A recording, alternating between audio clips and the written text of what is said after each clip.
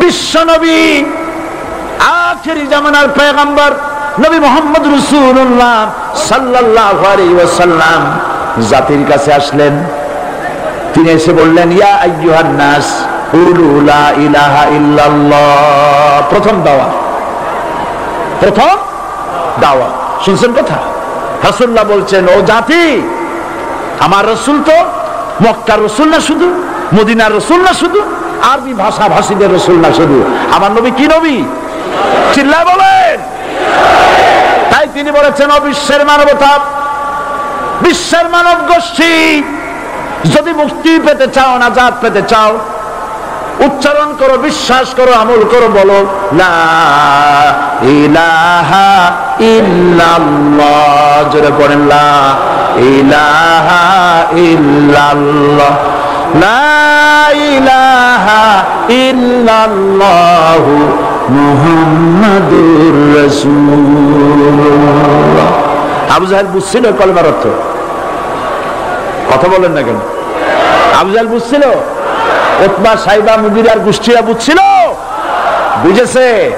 তারপরে তারা চিন্তা করলো যে সর্বনাশ তো করছে, লা ইলাহা, কোন ইলাহ নাই, আইনদাতা নাই, বিধানদাতা নাই, তাহলে আমরা কি ঘরে বসে বসে কি করব? উনি নতুন একজন ইলাহ নিয়ে আসছে, আল্লাহ ছাড়া কোন ইলাহ নাই, তাহলে আমাদের কাজটা কি? প্রথমে তারা চেষ্টা করলো যে একটু দেখি নরম নরম ভাবে হয় নাকি। চলে গেল আবু তালেবের কাছে, আসে না দিছে, বললো, আবু তালেব, তুমি তো কুরাইশদের নেতা, তোমার ভাইয়ের ছেলে কয়টাই কি? আশ্চর্যজনক কথা, লা ইলাহা ইল্লাল্লাহ, আল্লাহ ছাড়া কোনো ইলাহ নাই, তা আমরা করবো কি? তোমার ভাতিজাকে বুঝাও লা ইলাহা ইল্লাল্লাহর দাওয়াত বন্ধ করে দিক, এর বিনিময়ে টাকা লাগে টাকা দেব, সোনা লাগে সোনা দেব, যত সুন্দরী মেয়ে চায় তাও দেব, নেতৃত্ব চায় তাও দেব, তবু যেন কালেমার দাওয়াত না দেয়। আসিনে কা হাদিসে আছে কিনা?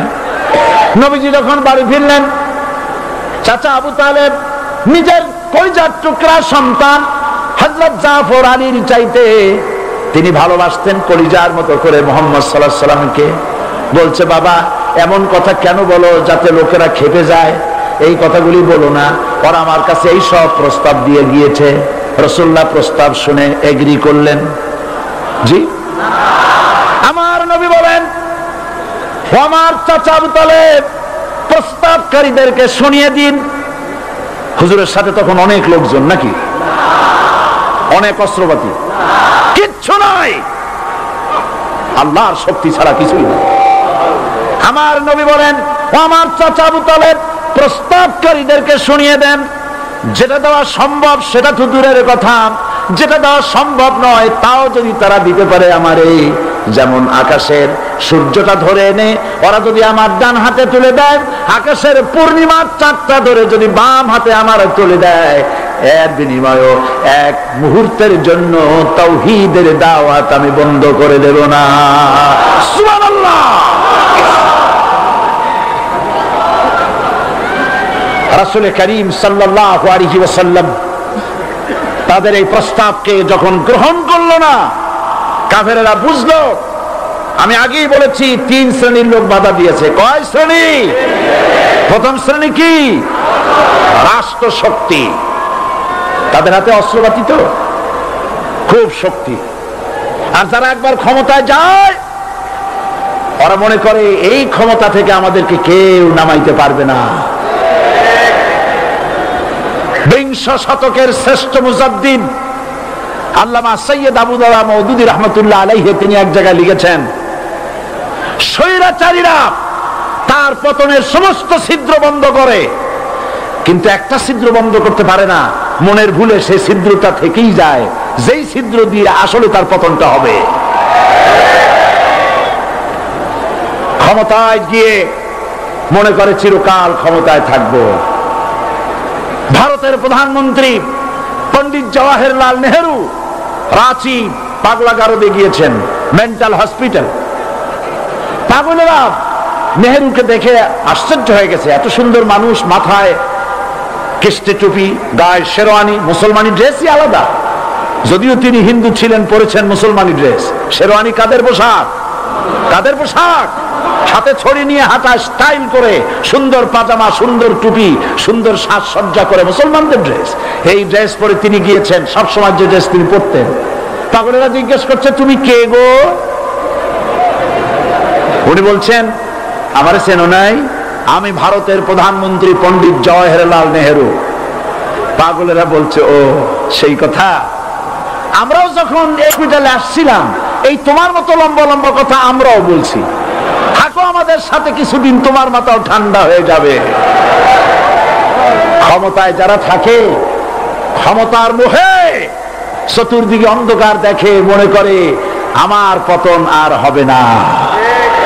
কিন্তু তোমাকে বুঝিবে যে গোকুলে বাড়ি শেষে গাড়ির চাকা সব সময় উপরে থাকে না। গাড়ির চাকা সব সময় উপরে থাকলে গাড়ি তো চলবেই না। গাড়ির চাকা ঘোরে বলেই তো গাড়ি চলে। সুতরাং এই উপরে তোমার চাকা উপরে এখন আছে বলে, তোমার দলের চাকা উপরে আছে বলে যারা মানুষের উপরে জুলুম করছো, আলেমদেরকে ধরতেছো, মুসল্লিদেরকে ধরে ধরে জেলে ঢুকাচ্ছ, সময় আসবে এমন ইন্দুরের গর্ত অপমানা ফেলাবার জন্য।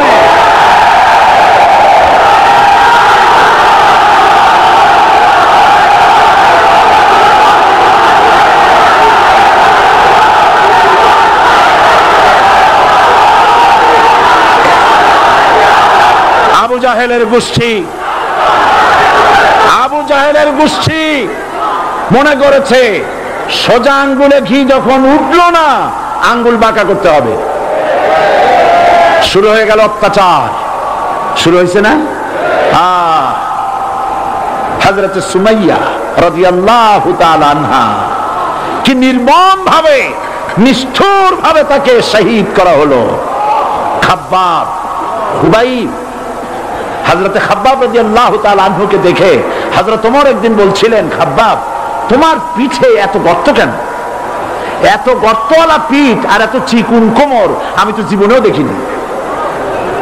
হযরত খাব্বাব বলেছেন, ওমর জানো না, ইসলাম কবুল করার অপরাধে, কালেমা পড়ার অপরাধে কাফির বেঈমানেরা আমাকে মারধর করেছে। যখন আমি তাদের মারে কালেমা ছাড়ি নাই, তখন আগুন জ্বালায়া আগুনের আংটার উপরে, আংটা আগুনের উপরে আমাকে চিৎ করে শোয়ায়া, আমি যেন নড়াচড়া করতে না পারি সেজন্য আমার বুকের উপরে পাথর চাপা দিয়া রেখেছে। আগুনে গোশত পুড়ে পুড়ে আগুন ভিতরে ঢুকেছে, গায়ের রক্ত আর চর্বি গলে গলে পড়ে আগুনগুলো নিবেছে। ওই পিঠে যে গর্ত হয়েছে আজও পর্যন্ত সেই গর্ত মিটে যায় নাই। হযরত খাব্বাব রাদিয়াল্লাহু তাআলা আনহু বলছেন, বুখারী শরীফে হাদিসে ভাবে এসেছে, ওয়ান খাব্বাব বিন আরিত রাদিয়াল্লাহু তাআলা আনহু আন্নাহু قال شكونا إلى رسول الله صلى الله عليه وسلم وهو متوسد بردة له في ظل الكعبة। আমি গেলাম রাসূলুল্লাহর কাছে, যে দেখি হুজুর বাইতুল্লাহ শরীফের ছায়ায় আর মা আরাম ফরমাচ্ছেন। আমি কাছে গিয়ে বললাম, আলা তাস্তানসিরু লানা আলা তাদউ লানা ইয়া রাসূলুল্লাহ, হে রাসূল আপনি কি আমাদের জন্য দোয়া করবেন না? আপনি কি আমাদের জন্য আল্লাহর কাছে সাহায্য প্রার্থনা করবেন না? মার খেয়ে খেয়ে তো শেষ হয়ে গেল। শুনতেছেন আপনারা? আল্লাহর নবী উঠে বসলেন, বললেন, খাব্বাব শোনো, তোমাদের আগে যারা এই পৃথিবীতে এসেছিলেন দ্বীনের দাওয়াত দেওয়ার জন্য, সমকালীন রাষ্ট্র শক্তি তাদেরকে ধরতো, ফায়ুখাজুর রাজুলু ফায়ুহফারু লাহু ফিল আরদ, তার জন্য তারে ধরে নিয়ে মাটির মধ্যে গর্ত করত, ফায়ুজআলু ফিহা, এরপরে সেই গর্তের ভিতরে তাকে কোমর পর্যন্ত গেড়ে দিত। সুম্মা ইউতা বিল মানশার, এরপরে করাত আনা হতো, ফায়ুদাউ আলা রাসিহি, এরপরে করাতটা মাথার উপরে রাখা হতো, ফায়ুজআলু নিসফাইন, এরপরে করাত দিয়া চিরে চিরে জীবিত মানুষটাকে দ্বিখণ্ডিত করে ফেলে দিত। মা ইয়াসুদ্দুহু যালিকা আন দীনি, এত কষ্ট দেওয়ার পরেও, এত জুলুম করার পরেও দ্বীনের দায়ীদেরকে এক চুল পরিমাণ আল্লাহর রাস্তা থেকে তারা সরাই দিতে পারে নাই। ওয়াল্লাহি, ও খাব্বাব আমি আমার আল্লাহর নামে কসম করি, মুসলমান কে কসম করতেছে? আল্লাহ রাসূল। আমি আমার আল্লাহর নামে কসম করি, ওয়াল্লাহি লা ইউতাম্মান্নাল্লাহু হাদাল আমর হাত্তা ইয়াসিরুর রাকিবু মিন সানা ইলা হাজরামাউত। সেদিন বেশি দূরে নয়, ইয়েমেনের রাজধানী সানা থেকে শুরু করে সৌদি আরবের হাজরামাউত পর্যন্ত হাজার হাজার মাইল এই দীর্ঘ পথে যুবতী নারী তার সৌন্দর্যের পশ্চা নিয়া আর ধনাঢ্য ব্যক্তিরা সওদাগরেরা তাদের টাকা পয়সা নিয়া একাকে নিয়ে অথবা দলবদ্ধ ভাবে মানুষেরা যাতায়াত করবে। লা ইয়াখাফু ইল্লাল্লাহ, মানুষের মনের মধ্যে কোনো ভয় থাকবে না। এমন একটা সময় আসবে, ওয়ালাকিন্নাকুম তাস্তাজিলুন, অথচ তোমরা বড্ড তাড়াহুড়ো করছো। তাড়াহুড়ো করো না, অপেক্ষা করো, ধৈর্য ধরো, মার খাও, জেলে যাও, শহীদ হও, আল্লাহর রাজ কায়েম হবেই হবে।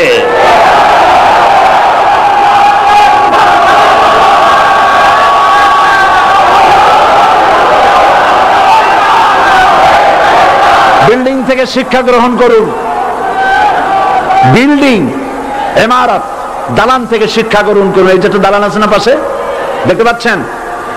এই দালান কি দিয়ে তৈরি করা হয়েছে বলেন? ইট। সমস্ত ইটেরা যদি ধর্মঘট করত, আমরা কেউ মাটির তলায় যাব না, কেউ আমরা আগুনে পুড়ে ঝামা হব না, পিক হব না, কেউ আমরা টুকরা টুকরা হব না, সবাই থাকবো উপরে উপরে, তাহলে কি দালান হইতো নাকি?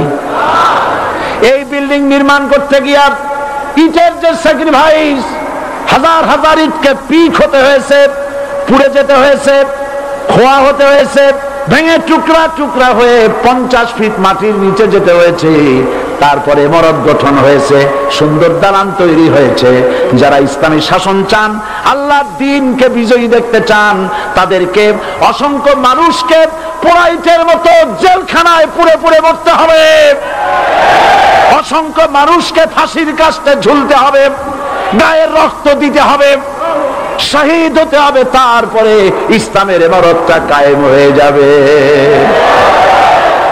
শায়ের কবি কি সুন্দর করে বলছেন, কবি সুন্দর করে বলছেন, ये शहादत गाहे उल्फत में कदम रखना, ये शहादत गाहे उल्फत में कदम रखना, लोग समझते हैं आसा है मुसलमान होना।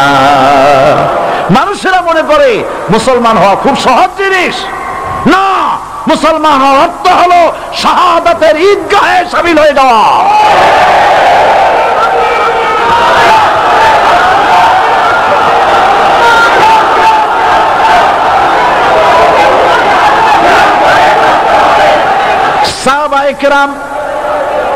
সাহাবায়ে কেরাম মার খেলেন, এবার স্বয়ং আল্লাহর নবীর গায়ে হাত তুলল। আবু জাহেল এসে হুজুরকে মারলেন, গলায় চাদর দিয়া এমন জোরে টান মেরেছে, রাসূলুল্লাহ পড়ে গিয়েছেন। হাদিসে এসেছে হুজুরের চোখ মোবারক ঠিকরে পড়ে যেতেছে, চেহারা মোবারক লাল হয়ে গিয়েছে, জমিনের উপর আছাড় মেরে ফেলেছে। রাসূলের এই অবস্থা দেখে হযরতে হামজা তখনও কাফের ছিলেন, শিকার থেকে এসে তিনি এই দৃশ্য দেখলেন, দাসীর মুখে শুনলেন, ছুটে চলে গেলেন আবু জাহেলের বাড়িতে। যায় বলে, আবু জাহেল রে, তুই মুহাম্মদ সাল্লাল্লাহু আলাইহি ওয়াসাল্লাম মেরেছিস, বল কেন মারলি? এমন ভালো মানুষ তো জীবনে চোখে দেখি নাই, যিনি কোনো মিথ্যা কথা বলেন না, ভালো ভালো কথা বলেন, এক আল্লাহর গোলামি করার জন্য বলেন। এই সব ভালো কথা বলার জন্যই তুই তারে মারলি নাকি? আরে আবু জাহেল, তুই কি মনে করছিস মুহাম্মদ সাল্লাল্লাহু আলাইহি ওয়াসাল্লাম তার পিতা আব্দুল্লাহ মারা গেছে বলে মুহাম্মদ সাল্লাল্লাহু আলাইহি ওয়াসাল্লাম এতিম হয়ে গেছে মনে করেছিস নাকি? জেনে রাখ, মুহাম্মদ সাল্লাল্লাহু আলাইহি ওয়াসাল্লামের পিতা আব্দুল্লাহ মারা গেছে, কিন্তু চাচা হামজা তো মরে যায় নাই। হাতের ধনুক দিয়া এমন জোরে আঘাত মারলেন, আবু জাহেলের মাথা ফেটে রক্ত ফিনকি দিয়ে বেরিয়ে এলো। হযরতে হামজা ঘরে ফিরে এসে রাসূল করিম সাল্লাল্লাহু আলাইহি ওয়াসাল্লামের মস্তক মোবারক কোলে উঠাই নিলেন আর বললেন, বাবা তোমাকে মেরেছে বলে আমি আবু জাহেলের মাথাটা ফাটাই দিয়ে আসছি, তুমি খুশি হও। হুজুর বলছেন, চাচা কার মাথা ফাটাইছো এইটা বলে আমারে খুশি করতে পারবা না। হযরত হামজা বলেন, তুমি কি হলে খুশি হবে? হুজুর বলেন, হামজা চাচা গো, আমি খুশি হব যদি একটিবার চাচা তোমার মুখে শুনতে পাই ঈমানের কালেমা। হযরত হামজা বলেন, মুহাম্মদ সাল্লাল্লাহু আলাইহি ওয়াসাল্লাম, আমি বুঝতে পেরেছি তুমি কোনো সাধারণ মানুষ নও। সাধারণ মানুষ হলে পরে তুমি প্রতিশোধে বিশ্বাসী হতে, খুশি হতে। প্রতিশোধে বিশ্বাসী হও নাই, তুমি অবশ্যই আল্লাহর নবী, কোনো সন্দেহ আমার নাই। তুমি সাক্ষী থাকো, আমি পড়ে নিলাম লা ইলাহা ইল্লাল্লাহু মুহাম্মাদুর রাসূলুল্লাহ। জোরে পড়ে, লা ইলাহা ইল্লাল্লাহু মুহাম্মাদুর রাসূলুল্লাহ। ঘাবড়াবার কারণ নাই। এর অর্থ এই নাই যে আপনারা কালেমার দাওয়াত দিবেন আর রাষ্ট্রশক্তি আপনারে পিটাইতেই থাকবে, আপনার কোনদিন আপনার সুদিন ফিরে আসবে না। বিষয়টা কি এমন না। আমার আল্লাহর ওয়াদা শুনুন, ওয়ালা তাহিনু ওয়ালা তাহজানু ওয়া আনতুমুল আলাউনা ইন কুনতুম মুমিনিন। মুমিন যদি হও আমি তোমাদেরকে বিজয় দান করব। সুবহানাল্লাহ বলেন। আজ যদি আমাদের উপরে বিপদ এসে থাকে তাহলে তার একমাত্র কারণ পূর্ণাঙ্গ ঈমানের অভাব আমাদের মধ্যে রয়েছে, ঠিক কিনা? আজ পৃথিবীতে সব থেকে মার খায় কারা? চিল্লায় বলো। আলজেরিয়ায় কারা? বসনিয়ায় কারা? চেচনিয়ায় কারা? প্যালেস্টাইনে কারা? আহা, প্যালেস্টাইনের মুসলমানদেরকে মেরে মেরে শেষ করে দিল। দেখছেন ছবিতে না? দেখেন না? প্যালেস্টাইনের মুসলমানদের যে কে যখন মারা হচ্ছে, বাংলাদেশের প্রধানমন্ত্রী তখন আমেরিকায় ক্লিনটনের সঙ্গে কথা বলতেছেন।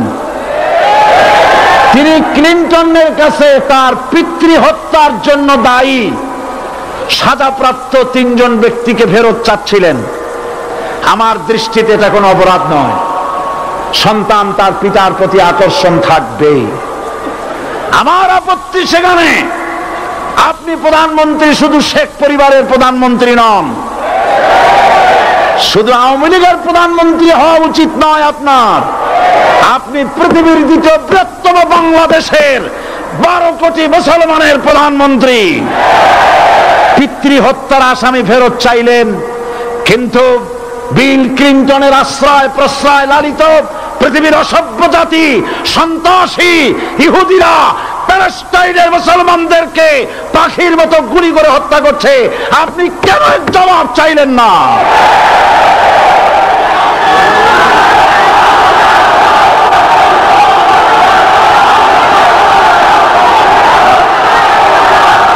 জবাব জবাব আপনি চাইতে পারবেন না, কারণ মুনাফিকদের সাহস হয় না, সাহস হয় মুমিন ব্যক্তি।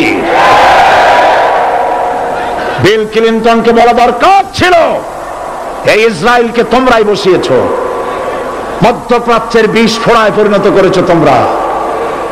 তবে হ্যাঁ, যুরিবাত আলাইহিমুয যিল্লাতু ওয়াল মাসকানা ওয়া বাউ বিগাদাবিন মিনাল্লাহ। আল্লাহর গজব আসবে, ইহুদিরা পৃথিবী থেকে নিশ্চিহ্ন হবেই হবে ইনশাআল্লাহ।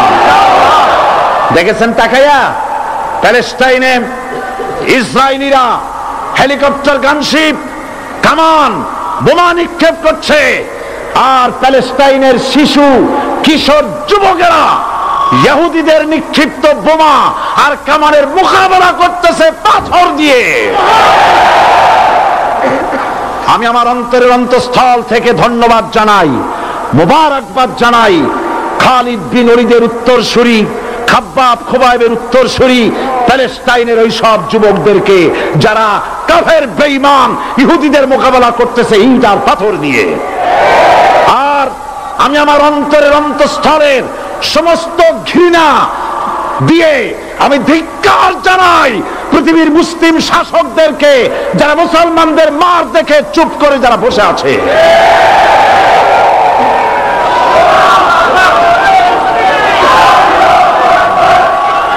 মুসলমান মুসলমান যদি মুসলমানের মতো হয় 10 জন যথেষ্ট। কয়জন যথেষ্ট? কোথায় আছে কথা? আল্লাহ পাক কোরআন শরীফের মধ্যে বলেছেন, একজন যদি হও ইমানদার মুত্তাকি 10 জনের উপরে বিজয়ী হবে। 10 জন যদি হও 100-এর উপরে বিজয়ী হবে। 100 যদি হও 1000-এর উপরে বিজয়ী করব। জোরে বলেন সুবহানাল্লাহ। কবি বলতেছেন, ফিজায়ে বদরে পয়দা কুন ফেরেশতে তেরি নুসরত কো উতার সকতে গর্দু সে কতর আন্দর কতর আবি। বদরের মুসলমানদের মতো ঈমান আনো, তাহলে আকাশ থেকে কাতারে কাতারে ফেরেশতা নাজিল করে দিয়ে আল্লাহ পাক তোমাদেরকে সাহায্য করবেন। সুবহানাল্লাহ। সে আল্লাহ আছে না নাই? জোরে বলেন, আছে না নাই?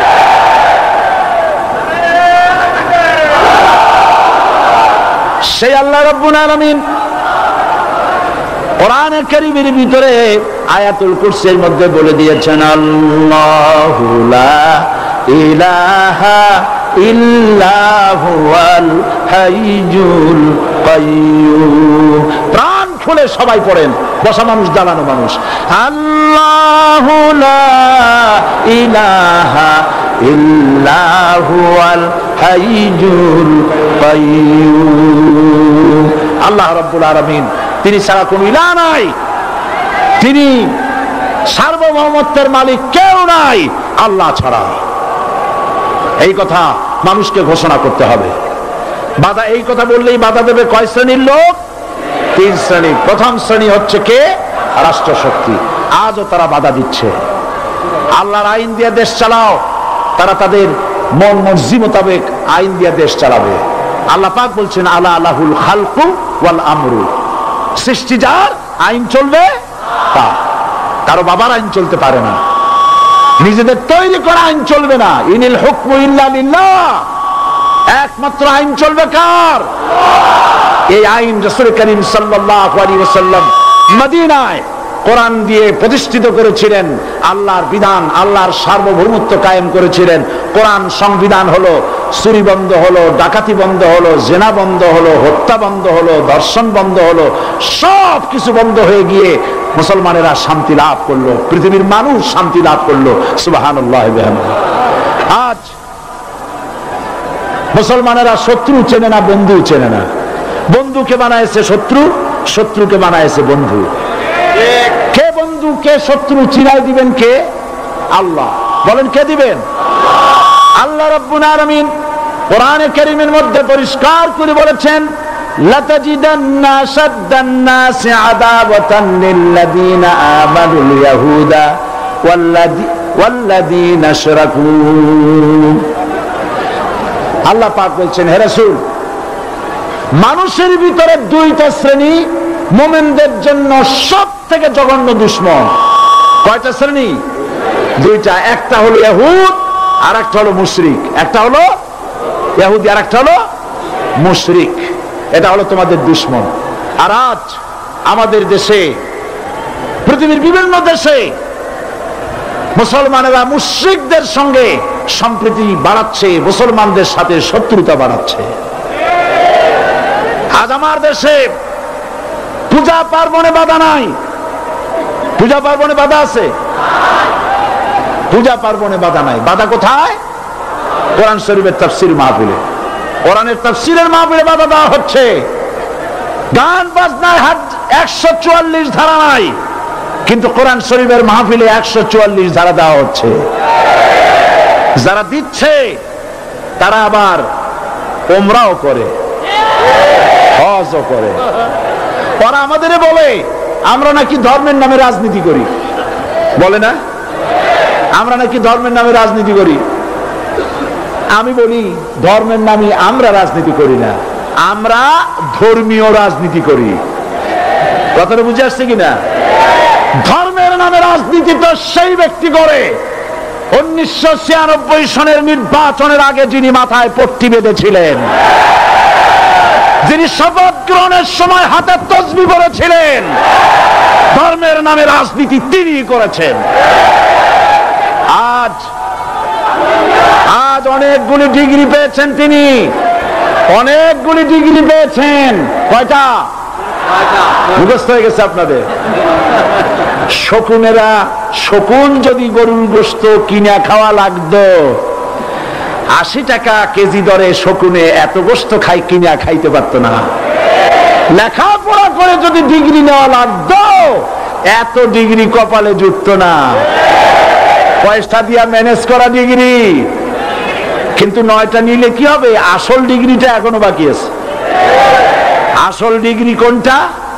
নির্বাচনের আগে পট্টি বেঁধে তসবিহ নিয়ে গোটা জাতিকে যে সফলভাবে প্রতারণা করতে আপনি পেরেছিলেন মহাপ্রতারক হিসেবে, সেই ডিগ্রি আগামী নির্বাচনের মোক্ষম সময় জনগণ আপনার গলায় পরায় দেবে।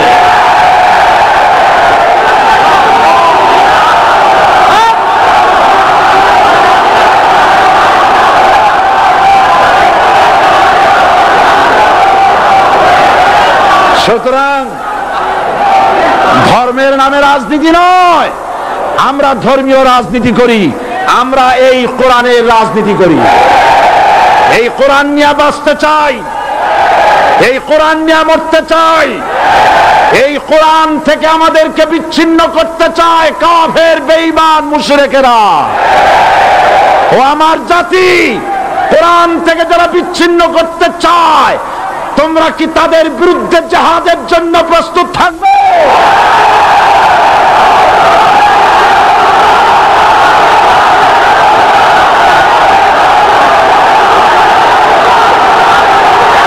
বসেন, বসেন, বসেন, বসেন, বসেন। আমি বুঝতে পেরেছি বিষয়টা কি। আসরের পরের থেকে বসা তো, সুযোগ পাইয়া খাড়া হইয়া কোমর সোজা করলেন। বসেন, সবাই বসেন। কোমর সোজা হয়ে গেছে, বসেন। এত বড় মাহফিল, জীবনে আর একটা পাবো নিশ্চয়তা আছে কি? জোরে বলেন, আছে? আজ আমাকে কথা বলতেই হবে ইনশাআল্লাহ, কারণ আগামীতে আবার আপনাদের সাথে দেখা হবে কিনা আমি জানি না। কথা বলতেই হবে। বসেন, কেউ দাঁড়িয়ে থাকবেন না। আমি দেখতে পাচ্ছি বাংলাদেশের ভাগ্য আকাশে উত্তর গগনে কালো মেঘ জমা হয়েছে, ঝড়ের পূর্বাভাস লক্ষ্য করছি। যদি মোকাবেলা করতে না পারেন সক্ষম ভাবে, এমন অন্ধকার গাঢ় কালো অমাবস্যার রাত আসতে পারে যার সুবে সাদে খাওয়া অসম্ভব। সুতরাং আপনারা কি কাপুরুষের মতো কাফের মুশরিকদের গোলামি করে মরতে চান? বিড়ালের মতো 500 বছর বেঁচে থাকার কোনো লাভ নাই। সিংহের মতো 1 ঘন্টা বাঁচতে চাই। আমাদেরকে বলা হয় সাম্প্রদায়িক উস্কানিমূলক কথা নাকি আমি বলি। পত্রপত্রিকা দিছে না তারা? সাম্প্রদায়িক উস্কানি কথা, সাম্প্রদায়িক উস্কানিমূলক কথা বলি। সেই জন্যই বোধহয় শত শত মুসলিম আমাদের কাছে এসে মুসলমান হয়। মানুষে আর বোকা বানানো যাবে না। যাবে কি? আর বোকা বানানো যাবে? তারপর বলছে কি? এরপরে বলছে, আমাকে বলছে রাজাকার। শুনে রাখো, চট্টগ্রামের লক্ষ লক্ষ জনতা, পার্লামেন্টে যখন আমাকে এই কথা বলা হয়েছিল, আমার পার্লামেন্টের কলিগ জাফরুল্লাহ চৌধুরী সাহেব বসে আছেন এখানে। হ্যাঁ, জাফরুল ইসলাম চৌধুরী বসে আছেন পাশে। প্রধানমন্ত্রী সুদ্ধা, অন্তত 3 শতাধিক পার্লামেন্টের সম্মানিত সদস্যরা সেদিন বসা। 1997 সনের বাজেট বক্তৃতা যখন আমি করতেছিলাম, ডক্টর কুদরতে খোদা, নাম রাখছে কুদরতে খোদা, আসলে গজবে খোদা। এই লোকটি নাস্তিক, ইসলামের চূড়ান্ত দুশমন। তার প্রণীত শিক্ষা ব্যবস্থার যখন সমালোচনা করছিলাম, ট্রেজারি বেঞ্চ থেকে আমাকে বলা হলো রাজাকার। আমি আমার সমস্ত শক্তি একত্রিত করে বলেছিলাম, শুধুমাত্র হিন্দুস্তানের রাজাকারেরাই আমাকে রাজাকার বলতে পারে। আমি বলেছিলাম 1973 সন পর্যন্ত আমি বাংলাদেশের কোন রাজনৈতিক দলের নেতা এবং কর্মী ছিলাম না। আমি রাজাকার নই। আমাকে রাজাকার বলে যদি তাকে প্রমাণ করতে না পারে 10 কোটি টাকার মানহানি মামলা দায়ের করব। আমার এই বক্তব্য সারা দুনিয়া শুনেছে। পার্লামেন্টে আমার এই বক্তব্য রেকর্ড হয়ে আছে। সেদিন 3 শতাধিক পার্লামেন্ট মেম্বারের কেউ আমার চ্যালেঞ্জ গ্রহণ করেন নাই। যে কোনো ব্যক্তি পার্লামেন্টে গিয়ে আমার বক্তৃতা দেখে আসতে পারেন। এরপরে 1997 সনের 7 অক্টোবর দৈনিক জনকণ্ঠ পত্রিকা যখন আমার বিরুদ্ধে লিখলো, সেই পত্রিকায় সাইদির ওপেন চ্যালেঞ্জ 8ম পাতা, 1997 7 অক্টোবর, এত বড় 2 কলমে হেডিং। সেখানে আমি বলেছি, বাংলাদেশের সকল সাংবাদিক, গোয়েন্দা বিভাগ, বাংলাদেশের সকল বুদ্ধিজীবীকে আমি আমার পিরোজপুরে আমন্ত্রণ করছি। আমার উপস্থিতিতে যদি কেউ প্রমাণ করতে পারে বাংলাদেশের স্বাধীনতা যুদ্ধের বিরুদ্ধে আমার কোন ভূমিকা ছিল, সজ্ঞানে স্বেচ্ছায় জাতীয় সংসদের সদস্য পদ থেকে পদত্যাগ করব। 3 বছর পার হয়ে গেছে, আজ পর্যন্ত কেউ এই চ্যালেঞ্জের মোকাবেলা করে নাই। সুতরাং আমাকে যারা রাজাকার বলবে তারা পিতৃ পরিচয়হীন অবৈধ সন্তান।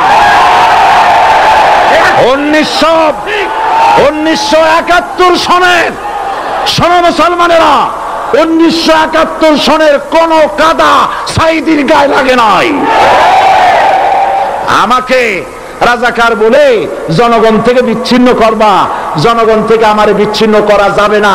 কারণ এই জনগণ আমার জন্য আসে না, এই জনগণ আসে আল্লাহর কোরআনের জন্য।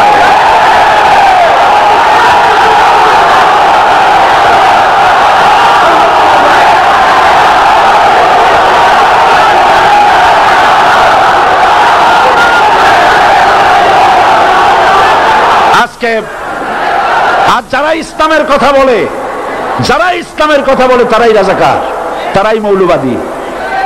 মৌলবাদী বললে আমরা অসন্তুষ্ট হই না, কারণ মৌলবাদী শব্দটা আসছে মূল থেকে। মৌল শব্দ এসেছে মূল থেকে। মূলবাদী তার মানে যারা মূলে আছে। মূল হলো কোরআন, মূল হলো হাদিস, মূল হলেন আল্লাহ, মূল হলেন আল্লাহ রাসূল। আমরা আছি মূলে। এখন বলেন তো, মূলের শক্তি বেশি না আগার শক্তি বেশি? আমাদের যারা মৌলবাদী বলে ওরা হলো আগাবাদী। মূলে আছে কত কোটি? 12 কোটি। মূলে আছে কত কোটি? আর আমাদের যারা মৌলবাদী বলে ওই থাকো গাছের আগায়, আমরা মূলে। লাফালাফি বেশি করবা না, 12 কোটিতে গাছের গোড়া আসতে নানা দেবে, মামু বাড়ি দিল্লি গিয়ে পড়বা, বাংলার জমিনে জায়গা হবে না। এ কথা বিশ্বাস করো। বাংলাদেশের মুসলমানদের শরীরে 1 বিন্দু রক্ত থাকতে শয়তানের তৈরি করা ধর্ম নিরপেক্ষ মতবাদ বাংলার জমিনে কায়েম হতে দেওয়া হবে না, হবে না।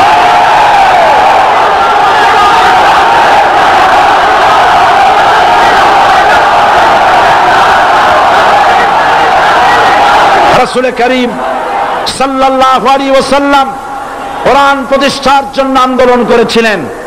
আয়াতুল কুরসি আমাদের সে কথাই শিখিয়েছে। আল্লাহ রাব্বুল আলামিন বলেন, আল্লাহু লা ইলাহা ইল্লা হুয়াল হাইয়ুল কাইয়্যুম। প্রাণ খুলে পড়েন, আল্লাহু লা ইলাহা ইল্লা হুয়াল হাইয়ুল কাইয়্যুম। আল্লাহ হচ্ছেন তিনি, যিনি ছাড়া কোনো ইলাহ নাই, আইনদাতা নাই, বিধানদাতা নাই। আমরা মানুষের তৈরি করা আইন মানি না। 12 কোটি মুসলমানের দেশে আইন তৈরি করবে মানুষ, আমরা মানব না। পার্লামেন্টে তৈরি হতে হবে কোরআন দিয়ে, পার্লামেন্টে আইন তৈরি হতে হবে কোরআন দিয়ে। সুতরাং ভয় যতই পান আর যতই ষড়যন্ত্র করেন, চার দল যখন একত্রিত হয়েছে, ঐক্যবদ্ধ থাকবে, সরকার ঐক্যবদ্ধভাবে গঠন হবে, নির্বাচন ঐক্যবদ্ধভাবে হবে এবং কোরআন হবে, আল কোরআনের পার্লামেন্ট হবে বাংলাদেশে।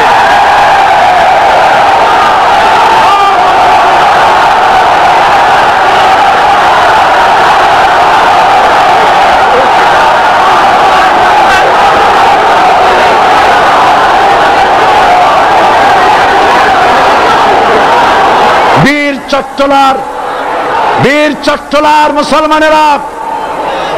চট্টলার মুসলমানেরা স্বাধীনতার ঘোষণা, এই চট্টগ্রাম থেকে স্বাধীনতার মহান ঘোষক প্রেসিডেন্ট জিয়াউর রহমান সাহেব দিয়েছিলেন। এই চট্টগ্রাম থেকেই ইসলামী রাষ্ট্রের ঘোষণা হবে।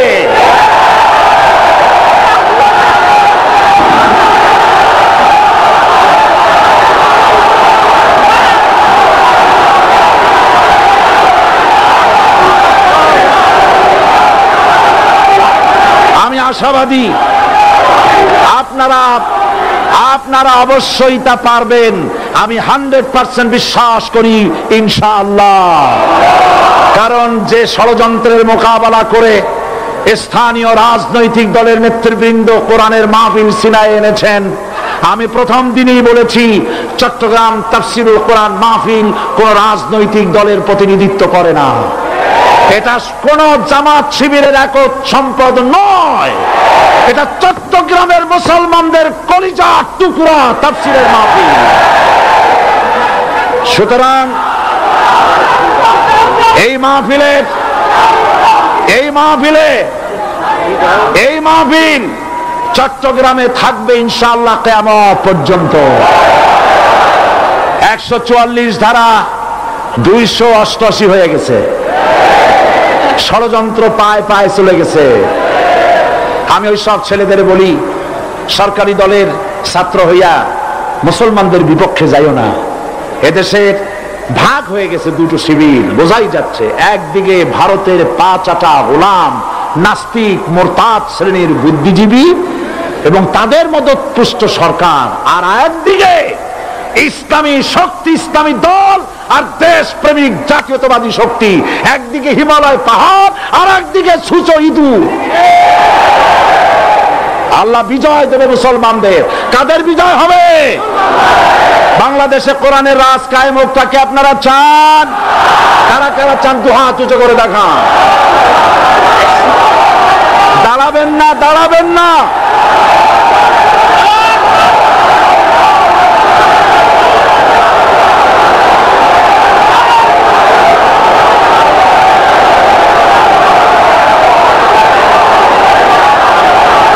বসুন,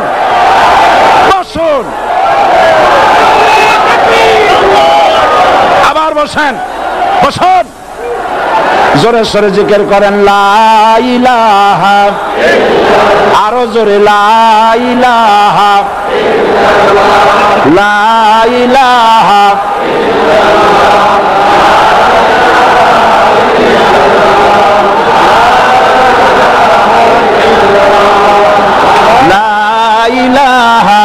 ইল্লাল্লাহ, লা ইলাহা, লা ইলাহা ইল্লাল্লাহ মুহাম্মাদুর রাসূলুল্লাহ। যারা যেখানে দাঁড়িয়েছেন বসুন। 3 শ্রেণীর লোকেরা আল্লাহর কালিমায় বাধা দিয়েছে। কয় শ্রেণী? একটা হলো রাষ্ট্রশক্তি, 2 নম্বরে মনে আছে ধনাঢ্য পুঁজিপতির গোষ্ঠী, ওরাও বাধা দিয়েছে। কারণ ইসলামকে বলা হয় পুঁজিবাদের আশ্রয়স্থল। নাউজুবিল্লাহ। সর্বপ্রথম ইসলাম কবুল করেছে কারা? ধনীরা না গরিবরা? কারা?